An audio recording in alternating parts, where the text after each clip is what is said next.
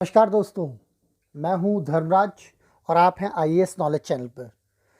UPSC से related सभी videos को पाने के लिए इस चैनल को सब्सक्राइब करें और बेल आइकन को प्रेस करें ताकि आपको आने वाली सभी वीडियोस की नोटिफिकेशंस मिलती रहें। जी हाँ, आपने न्यूज़ में काफ़ी बार सुना होगा जीडीपी। ये जीडीपी क्या होता है, ये जीएनपी क्या होता है, ये एनएनपी क्या होता है। इस वीडियो में मैं आपको ये समझाने का प्रयास करूँगा कि जीडीपी क्या है, जीएनपी क्या है और एनएनपी क्या है। तो चलिए बिना वक्त गंवाए वीडियो को शुरू करते हैं। जीडीपी का अर्थ है GDP is the final value of the goods and services produced with in the geographical boundaries of a country during a specified period of the time, normally a year. ये gross domestic product की definitions है। अगर हम इसको आसान सी भाषा में समझें तो हम जीडीपी के अंदर फाइनल गुड्स की वैल्यू को कंसीडर करते हैं। वो चाहे गुड्स हों और चाहे सर्विसेज हों, उनको हम वो किसी कंट्री की जोग्राफिकल बाउंड्री में एक साल के अंदर वो कितना भी गुड्स एंड सर्विसेज का प्रोडक्शन हुआ है उसको बोलते हैं ग्रॉस डोमेस्टिक प्रोडक्ट। देखो, इसको ऐसे समझते हैं। आप थोड़ी देर के लिए इंडिया का मैप अपने दिमाग में इमेजिन कीजिए और इंडिया के मैप के अंदर मान लीजिए कोई भी कंपनी है, चाहे वो विदेशी कंपनी है, चाहे वो इंडियन कंपनी है, चाहे इंडिया में बाहर से आने वाले लोगों ने प्रोडक्शन किया है और चाहे इंडिया के अंदर रहने वाले लोगों ने प्रोडक्शन किया है, जो भी फाइनल गुड्स इन लोगों के द्वारा इस बाउंड्री के अंदर बनेगा उसको हम कंसीडर करते हैं जीडीपी के अंदर। तो हम दो एग्जाम्पल से समझते हैं। पहला एग्जाम्पल, फॉर एग्जाम्पल मान लो कि एक लकड़ी का पीस है, लकड़ी का एक टुकड़ा है जिसको एक बढ़ई अपने हुनर के द्वारा एक मेज में तब्दील कर देता है, एक टेबल के अंदर, एक टेबल के रूप में फॉर्म कर देता है उसको। तो जब आप देखोगे उसके अंदर उसने लकड़ी से मेज बनाने में जितनी भी अपनी लेबर लगाई है, जितनी भी अपनी उसने मजदूरी लगाई है, उसको हम कहते हैं मूल्य वृद्धि या वैल्यू एडिशन। तो जितनी भी उसने वैल्यू ऐड की है वो ग्रॉस डोमेस्टिक पार्ट के अंदर इंक्लूड होगा, चाहे वो बढ़ई इंडिया का रहने वाला हो और चाहे वो किसी अदर कंट्री का रहने वाला हो। फॉर एग्जाम्पल, कुछ देर के लिए मान लेते हैं कि वो इंडियन सिटीजन है और दूसरा केस हम मान लेते हैं कि गेहूं से बिस्किट बनाने में कोई विदेशी कंपनी लगी हुई है और वो इंडिया के अंदर, महाराष्ट्र के अंदर या दिल्ली के अंदर या हरियाणा के अंदर बिस्किट का प्रोडक्शन करती है। तो इस केस में जो गेहूं से और बिस्किट बनने में जितना भी लेबर, कैपिटल, जितनी मशीनरी, ये सारी चीज़ें लग के जब बिस्किट बन के तैयार होगा तो उसको भी हम जीडीपी के अंदर काउंट करेंगे।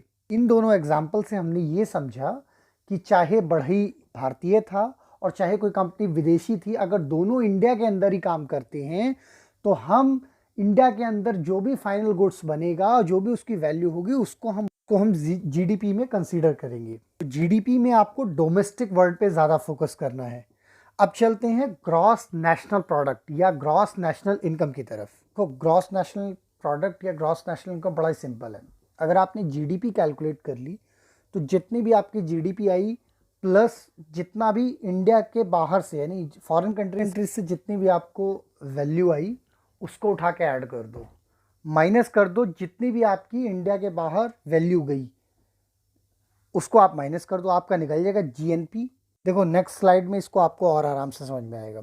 जीएनआई या जीएनपी इज इक्वल टू होता है GDP plus money flowing from foreign countries minus money flowing to foreign countries. मतलब जितना भी पैसा जीडीपी में के बाद बाहर से आया माइनस जितना ही पैसा आपका बाहर गया। इसके बाद है नेट नेशनल प्रोडक्ट या नेट नेशनल इनकम।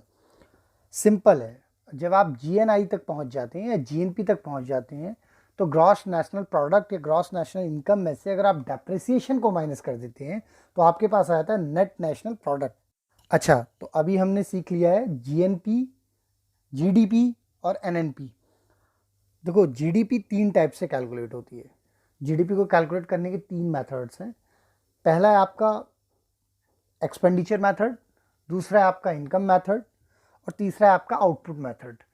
ये 3 मेथड को हम यूज़ करते हैं जनरली जीडीपी को कैलकुलेट करने के लिए। तीसरे मेथड को हम बोलते हैं वैल्यू एडेड मेथड या नेट प्रोडक्ट मेथड। अच्छा, अभी तक हमने इस वीडियो में सीखा जीडीपी क्या है और जीडीपी को कैलकुलेट कैसे करते हैं, यानी जीडीपी क्या और जीडीपी कैसे कैलकुलेट करते हैं। अब थर्ड क्वेश्चन आता है कि हम जीडीपी को क्यों कैलकुलेट करते हैं।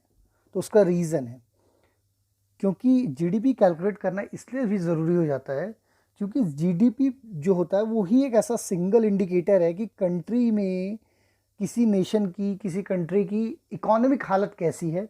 जिस कंट्री की जितनी अच्छी जीडीपी होगी उस कंट्री की इकोनॉमी भी उतनी अच्छी होगी। अच्छा, तो इंडिया में जीडीपी को कैलकुलेट करने की जिम्मेदारी किसकी है? तो इंडिया में जीडीपी को कैलकुलेट करने की जिम्मेदारी है ministry of statics and programme implementation department की, और उसके अंदर भी होता है सेंट्रल स्टैटिक्स ऑफिस। तो वो क्या करता है, वो वेरियस प्लेटफॉर्म से डेटा कलेक्शन करता है। मान लीजिए उसको आईआईपी इंडस्ट्रियल प्रोडक्शन का इंडेक्स है, उसके थ्रू, प्लस में आपका डब्ल्यूपीआई होलसेल प्राइस इंडेक्स है, सीपीआई है। तो इन सब का जो डेटा होता है उसको कलेक्ट करके वो बताता है, ये डिपार्टमेंट बताता है कि कंट्री के अंदर कितनी ग्रोथ हुई है और जीडीपी के अंदर कितना परसेंट चेंज आया है in terms of growth. I hope कि ये वीडियो आपको काफ़ी पसंद आए, तो आप इस वीडियो को शेयर कीजिए, लाइक कीजिए और कमेंट कीजिए। और तब तक के लिए थैंक यू।